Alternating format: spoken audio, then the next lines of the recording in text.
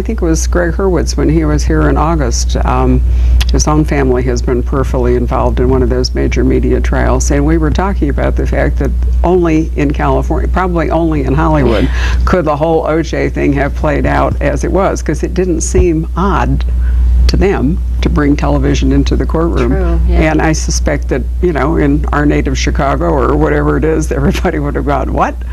And it all would have been different. First experience testifying on national TV, testifying in a trial that was televised nationally this year. That was the first time I had that experience. Really? What was that? It was a trial in Toledo, Ohio. Father Gerald Robinson, who was accused of murdering a nun back in the 80s, and was eventually, some 20 years later, there was an exhumation, a reanalysis, and he was charged and convicted in that case. So you were an expert witness, and they took your testimony by television? Well, no, the whole trial. Oh, the whole trial? On court TV. Yeah. Oh, okay. I see what you mean. So it's unsettling enough when you finish direct, and then opposing counsel gets up for cross-examination, and you can kind of hear him sharpening his knife and fork coming for the witness stand. But to know it's also on national television is. Yeah, I hadn't even thought of that. I've been in trials where testimony has come in via video, but of course it's closed in the courtroom. Yeah. I hadn't really thought about it as being part of court TV. Yeah. How about that? Yeah, and then it's on your computer, of course. People can just dial up court TV and watch it on their computers as well. And now we have this whole YouTube thing. And there's something else. Is it just YouTube, or is it, I'm technologically one behind. What is MySpace? MySpace is, you can put something up about yourself or whatever you want. It's your space. You can do what you want, and you can upload your, I'm not that informed about it either, but I have kids, and I think they have MySpaces or something. So racially, a lot of your work has been moved into the visual realm, the media realm, whether you ever intended it or not. That's true. How did it come about that the books have turned into Bones? I think the whole thing came about. My entertainment agent, Lauren Whitney, out in California, gave Barry Josephson, who ultimately came to be our executive producer, a copy of a documentary that was done on me. I was followed around for 2 years for a 2-hour special on A&E Bill Curtis reports, investigative reports. And we went to Guatemala, where I was involved in exhuming a mass grave. We went to Hawaii, where I was consulting to the military lab for the identification of our war dead. They came to my lab in Montreal. Michael Bodden and I were doing an exhumation out in Kansas. Anyway, they followed me around.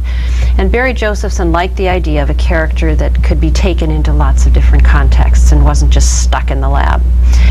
So he, he's the one that decided to develop the project, and he brought Hart Hansen, who's another executive producer and our showrunner, on board. And we had a conference call, and they convinced me that they genuinely wanted my input on the science, and that they would try to keep the science honest. And also they convinced me that their end of it, they wanted a character-based show, not just another CSI, but it's a much more character-based show. And a show based on this theme of different approaches to crime solving. The Tempe and the Squints, as they call them, the scientists, rely on deductive reasoning and logic, and they won't make guesses, whereas Seeley Booth is more the traditional cop who relies on legwork and intuition and gut instinct, and there's always this conflict between the two approaches to crime solving. So I liked that idea as well. And Hart and Barry convinced me they would handle those ends of it, the Hollywood end, the dramatization end of it, and that the show would have a bit of humor, because I've always wanted some humor in my books, and that's kind of a balancing act when you're dealing with dead and a rather dark subject, to put humor in. And that they genuinely wanted my input. So all of that just seemed to be the right mix for me, and after that it happened pretty quickly. How have you found time to work that in? I don't get out there as often as I would like. I live on the East Coast, and we film in LA. We have these incredible sets on the Fox lot, two enormous, they're the size of airplane hangars, sound stages, and then we do some filming on location, mainly in the LA area. So I don't get out there as often as I would like, but I work regularly, daily, by BlackBerry when I'm on the road, or by communicating by email and computer. We have a staff of 9 full-time writers, and then some part-time writers, some producers who also will write a script, and full-time researchers.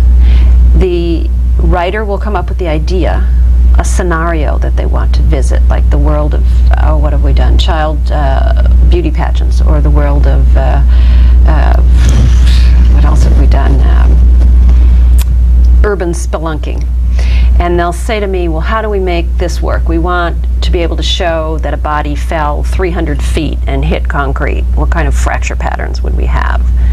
Or how do we show from the skeleton that this person was born and raised in a rural area of Guatemala or something? So then I give them the science. And then when each script is written, I read it and give them feedback. So my job is to keep the science honest.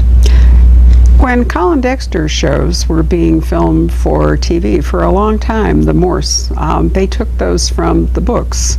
And then there came a time when they'd run out, and nobody could figure out whether Colin, I mean, readers were not clear whether Colin was writing additional novels they just couldn't get their hands on, whether it was short stories, whether it was original work, etc.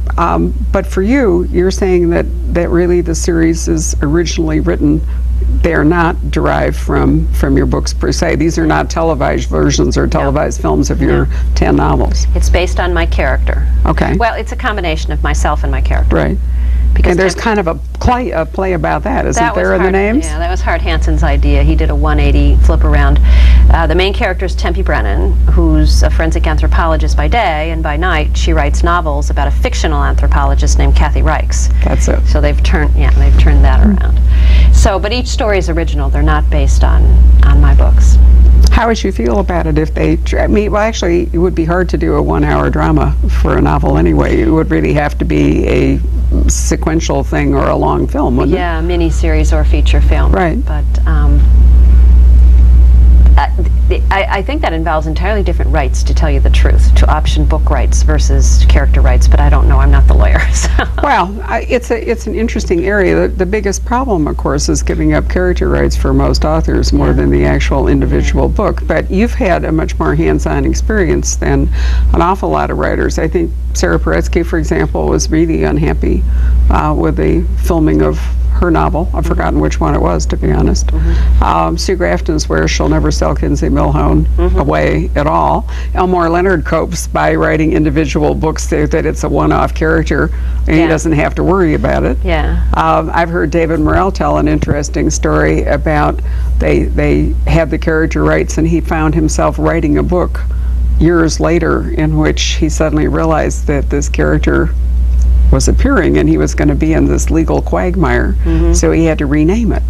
You know, try to get away from that. So I think that presents for a lot of authors a really depressing thing. But as long as you're so involved in it, I am involved, and I don't kid myself that I have control, but I have input, and they do genuinely seem to want my input. The one thing I insisted on was that this was Fox, and I know that's a younger demographic. Right. And I did not want them to turn the character into a 20-something quiz kid. I knew she would be younger, but I insisted we had to hold the line at 30. If she's going to be board certified with a PhD and have the experiences she's supposed to have had, she has to at least be 30 years old. So I think of book Tempe and TV Tempe. TV Tempe is at a younger point in her life. She's 30-something, whereas book Tempe is 40-something. She's less sophisticated, she's less polished about popular culture and the world at large. It's before Ryan, it's before Montreal and the Carolinas. She's in Washington. But I think that's particularly fitting because that's where I started my career. The very first skeleton I ever handled was at the Smithsonian Institution. Was it? Yeah, I was an undergrad in Washington. So it's all sort of a giant prequel to the novels. I think of it as a prequel, other than the backstory on her family. The readers are just going to have to deal with that because that is different. But otherwise, you just think of her as earlier in her life.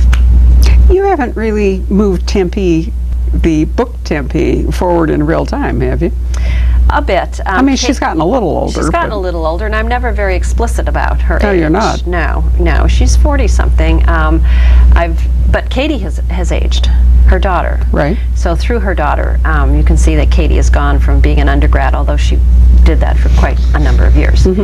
She's finally graduated and is moving on in the next book.